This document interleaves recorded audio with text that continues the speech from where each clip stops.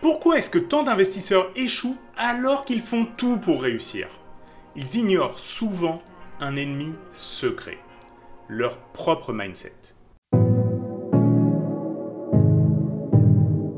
Salut les investisseurs, c'est Stéphane. Aujourd'hui, je vais te révéler 3 pièges mentaux qui poussent trop souvent les investisseurs à faire les mauvais choix et on va aussi voir comment les surmonter pour garder le contrôle et réaliser tes objectifs financiers. Allez, c'est parti! Est-ce que tu t'es déjà retrouvé à décortiquer une opportunité en enchaînant les analyses et les prévisions, tout ça pour voir l'ETF ou l'action partir sans toi? Pour nous les humains, l'incertitude rime souvent avec danger. C'est en fait un vieux réflexe de survie, du style « mieux vaut ne pas aller dans la caverne, il pourrait y avoir un ours ». Eh bien en bourse, cette peur de l'inconnu nous pousse à étudier encore et encore sans jamais oser passer à l'action. On craint en fait de perdre notre argent, ce même argent qui représente notre sécurité et notre confort. Quand j'ai débuté, j'ai quasiment passé 1 an à tout apprendre sur le marché et à analyser des actifs sans jamais oser passer à l'action.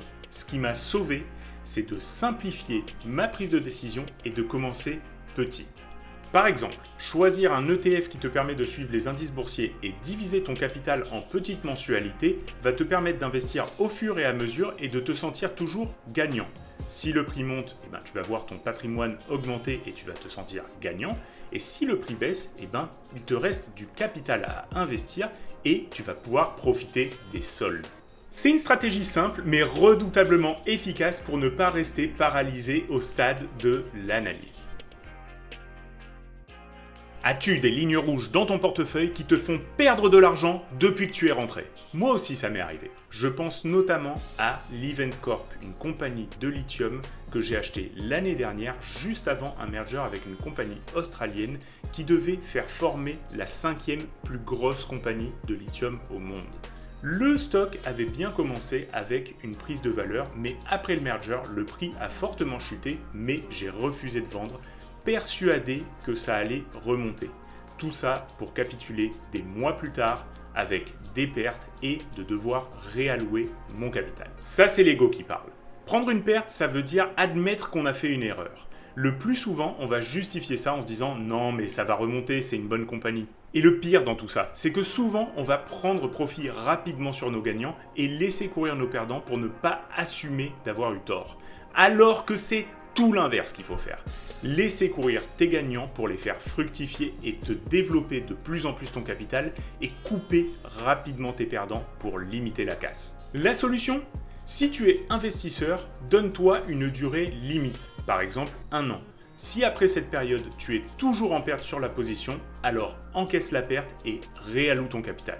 Si tu es trader, alors utilise un stop loss défini. Le but est de protéger ton capital et te permettre de passer à la prochaine opportunité sans hésiter. Rappelle-toi que ton but est de faire fructifier ton capital et non pas de flatter ton ego. Donc prépare-toi dès le départ à encaisser tes pertes et tu seras un investisseur gagnant sur le long terme. Quand tu es récompensé pour un investissement gagnant, tu peux t'y attacher émotionnellement, pensant qu'il va continuer à te rapporter de la même façon indéfiniment. Il devient un symbole de ta réussite et flatte ton ego à chaque fois que tu ouvres ton compte de courtage. Et pire, tu risques de te retrouver à regarder uniquement les datas positives à son sujet et complètement ignorer les signaux d'alerte. Pour rester rationnel, voici 2 solutions. Premièrement, rebalance régulièrement ton portefeuille. Ce que j'aime faire dans mon cas, c'est me donner une marge de 15%. C'est-à-dire que si un actif dépasse de 15% son allocation relative aux autres actifs dans mon portefeuille, je vais revendre l'excédent pour diminuer le risque sur le portefeuille et en même temps prendre quelques profits. Deuxièmement, définis des cibles de prise de profit, que ce soit avec l'analyse technique ou l'analyse fondamentale. Définis des zones sur lesquelles tu voudras alléger ton portefeuille si l'actif arrive à des valorisations élevées. C'est ce qui m'a permis en 2020 de faire x5 sur mon capital en crypto parce que j'avais prévu à l'avance les zones sur lesquelles je voulais vendre le Bitcoin et l'Ether et que j'ai réussi à résister à l'euphorie et à suivre mon plan. Alors oui, c'est clair, j'ai pas tout vendu au sommet, mais j'ai pu conserver mes profits alors que le marché a dévissé de presque 80% en 2022. Voilà, tu connais 3 des plus gros pièges mentaux qui menacent tous les investisseurs. Tu peux maintenant les reconnaître et agir pour transformer ton mindset en un vrai atout. Et si tu as besoin d'aide pour te construire un plan d'investissement, regarde cette vidéo qui va te permettre de le construire pas à pas.